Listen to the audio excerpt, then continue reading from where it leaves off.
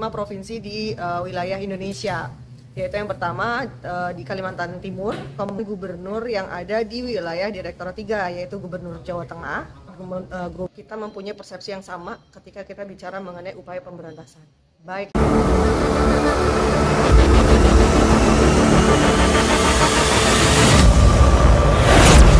Assalamualaikum Tretan, dalam rangka menyambut Hari Anti Korupsi Sedunia atau Hakordia tahun 2022, Komisi Pemberantasan Korupsi KPK menggelar Road to Hakordia di Jawa Timur.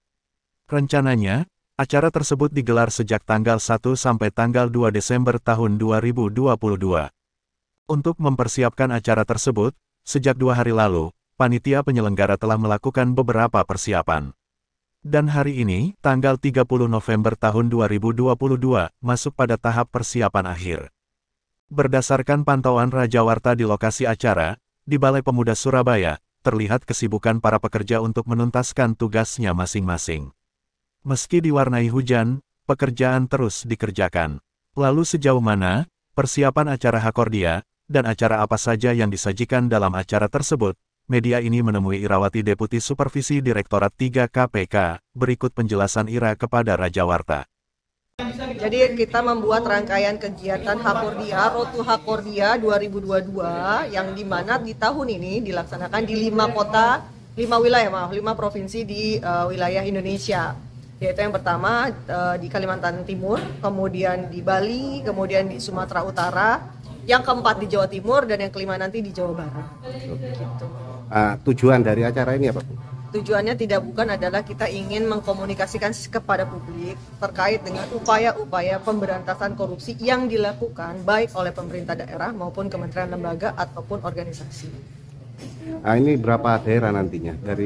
Apakah ini khusus Jawa Timur atau kalau untuk yang kita laksanakan di Jawa Timur, itu memang kita mengundang seluruh kepala daerah di Jawa Timur, dan juga kita mengundang perwakilan gubernur yang ada di wilayah Direktorat 3, yaitu Gubernur Jawa Tengah, Gubernur DIY Yogyakarta, Kalimantan Tengah, Kalimantan Selatan, Kalimantan Barat. Terus apakah nantinya dalam forum ini ada semacam publikasi hasil audit KPK? Oh, enggak. Jadi gini, karena ini adalah momen untuk mempublikasikan upaya-upaya pemberantasan korupsi yang pertama dilakukan oleh pemerintah daerah dan kementerian lembaga, seperti itu.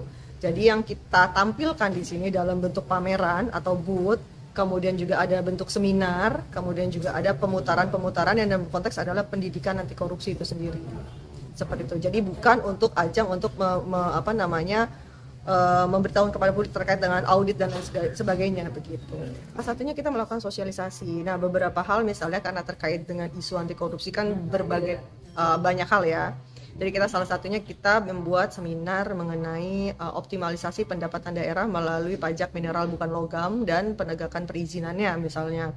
Kemudian kita melakukan seminar terkait dengan akurasi data LHKPN dalam hal penegakan integritas di internal pemerintah daerah. Kemudian kita juga melaksanakan seminar untuk para pelaku usaha terkait dengan implementasi sistem manajemen anti suap.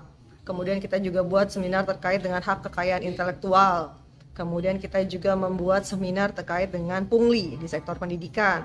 Kemudian kita juga membuat seminar terkait dengan pengadaan barang dan jasa, khususnya terkait dengan mitigasi risiko terhadap penawaran harga dengan para asosiasi. Itu dari sisi seminar. Kemudian juga kita ada di panggung utama, kita membuat dialog publik.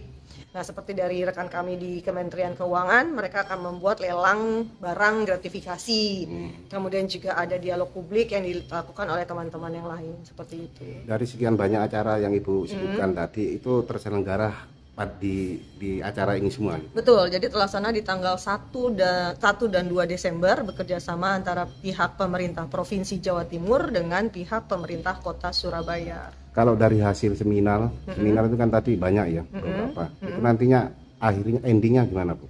Yang kita harapkan adalah satu, kita mempunyai persepsi yang sama ketika kita bicara mengenai upaya pemberantasan, baik yang dilakukan oleh pemerintah daerah maupun oleh aparat penegak hukum maupun oleh instansi yang berkepentingan, seperti itu, sehingga kita mempunyai satu pemahaman ataupun kita mempunyai satu persepsi yang sama. Kemudian karena beberapa temanya beda-beda ya tadi, jadi kita menyamakan satu tujuan, kemudian yang kita harapkan adalah adanya sinergi terkait dengan pemberantasan itu sendiri. Oke, makasih Bu. Oke.